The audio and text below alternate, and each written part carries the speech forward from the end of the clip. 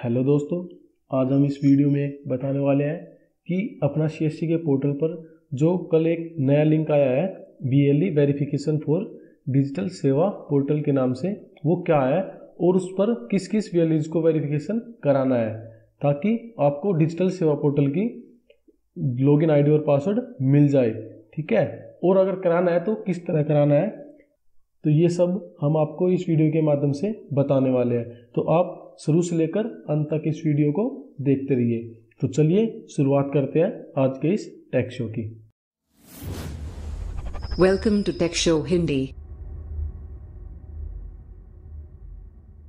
Hello दोस्तों, आप सभी का स्वागत है आपके अपने YouTube channel tech show Hindi में। तो दोस्तों, शुरुआत करने से पहले चलिए हम अपना सीएससी के पोर्टल पर लॉगिन हो जाते हैं। तो आइए लॉगिन उसमें होते हैं। तो देखिए मैं इसमें लॉगिन हो चुका हूँ और आप यहाँ पर देख सकते हैं ये लिखा है dear VLEs please note that in case your री registration application on the registration portal has been rejected kindly login to अपना CSC portal, select VLE verification for digital सेवा portal from B2C service and do an KYC post that perform a transaction using your wallet PIN to authenticate yourself as a valid and active VLE। यानी कि दोस्तों, अगर आपने री registration की प्रक्रिया के दौरान अपने आप को रजिस्टर कराया था और किसी कारणवश आपकी एप्लीकेशन रिजेक्ट हो गई, तो इसीलिए CSC ने इस लिंक को एक्टिव किया है कि आप इस लिंक के जरिए अपनी eKYC करवा सकते हैं और अपने आप को एक active VLE authenticate active VLE कर सकते हैं। ठीक है, आप इतना कर लेने के बाद आपको डिजिटल सेवा पोर्टल के लॉगिन आईडी और पासवर्ड मिल जाएंगे। अगर आप ये सब नहीं करते हैं, यानी कि अपनी eKYC नहीं करवाते हैं और आपकी एप्लीकेशन भी रिजेक्टेड है, तो आपको डिजिटल सेवा पोर्टल की लॉगिन आईडी और पासवर्ड नहीं मिलेगा और आपका OMT आईडी बंद हो जाएगी। ठीक है दोस्तों, यानी कि आपने अपने री रजिस्ट्रेशन किया था, अपनी OMT आईडी का, अपनी CSC का आपने री रजिस्ट्रेशन किया था, लेकिन कुछ कारणों से या कुछ रीजन की वजह से आपकी रजिस्ट्रेशन प्रक्रिया पूरी नहीं हो पाई और आपके मोबाइल पे या मेल पे एक मैसेज आया होगा कि आपकी एप्लीकेशन रिजेक्ट कर दी गई है। तो आप इस लिंक को फॉलो कीजिए, जैसे मैं आपको दिखा देता हूँ B2C सर्विस में। यहाँ पर ये है VLE वेरिफिकेशन फॉर डिजिटल सेवा पोर्टल। आप इस लिंक पर क्लिक कीजिए। इस लिंक पर क्लिक करने के बाद आपकी एक KYC होगी आधार कार्ड के साथ और एक वॉलेट से आपको एक ट्रांजैक्शन करनी पड़ेगी। उसके बाद आप एक एक्टिव VLE हो जाएंगे और आप CSC से री रजिस्ट्रेशन कर पाएंगे और इसके बाद आपको डिजिटल सेवा पोर्टल की लॉगिन आईडी मिल जाएगी। तो दोस्तों, ये आपके पास आखिरी मौका है अपने आप को डिजिटल सेवा पोर्टल के लिए वेरिफिकेशन कराने का, रजिस्टर करने का। तो चलिए अब बात करते हैं कि किन किन VLEs को इस लिंक पर क्लिक करना है, यानी कि वेरिफिकेशन कराना है डिजिटल सेवा पोर्टल के लिए। तो दोस्तों, तब आपने री रजिस्ट्रेशन किया था और आपकी सर्टिफिकेट भी डाउनलोड हो गई है, तो उन VLEs को इस पर क्लिक करने की, यानी कि eKYC करने की कोई ज़रूरत नहीं है।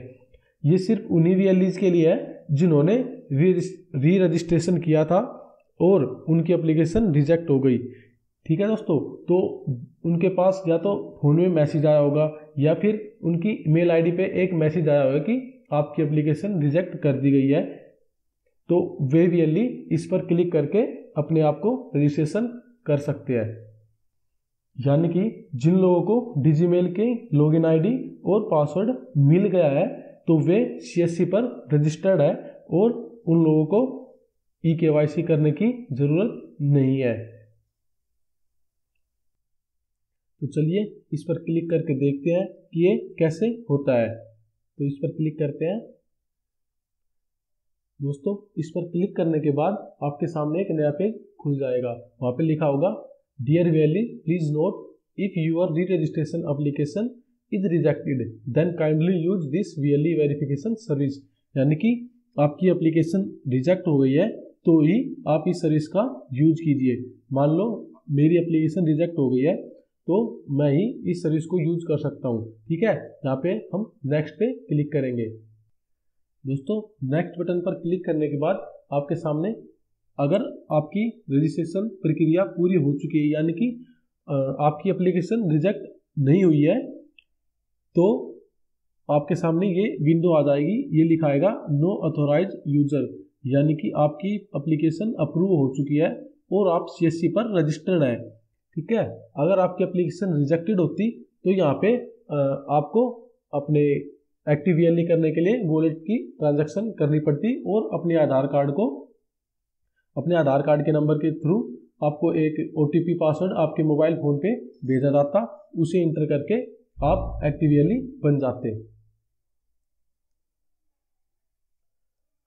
तो चलिए अब ये देखते हैं कि कैसे पता करें कि हमारी एप्लीकेशन अप्रूव है या फिर रिजेक्टेड हो गई है। तो चलिए हम CSC की रजिस्ट्रेशन की साइट पर चलते हैं। यहाँ पे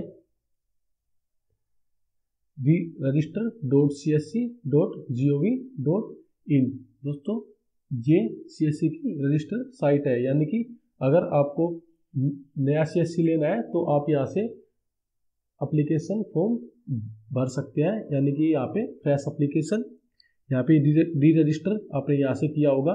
ठीक है, यहाँ से एप्लीकेशन स्टेटस। ठीक है दोस्तों, यहाँ से डाउनलोड सर्टिफिकेट, अगर आपको आपकी एप्लीकेशन अप्रूव हो चुकी है तो आप अपनी सर्टिफिकेट डाउनलोड कर सकते हैं।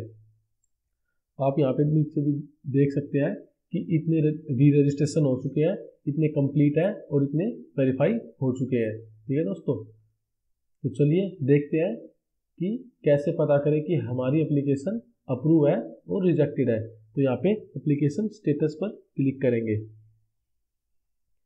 एप्लीकेशन स्टेटस पर क्लिक करने के बाद आपके सामने एक पेज खुलेगा। आपको यहाँ पर अपना एप्लीकेशन नंबर एंटर करना है जो आपको रजिस्ट्रेशन के दौरान मिला होगा, आपको यहाँ पे एंटर करना है। ठीक है, और नीचे ये कैप्चा कोड यहाँ पे एंटर करने के बाद आप सबमिट कर दीजिए।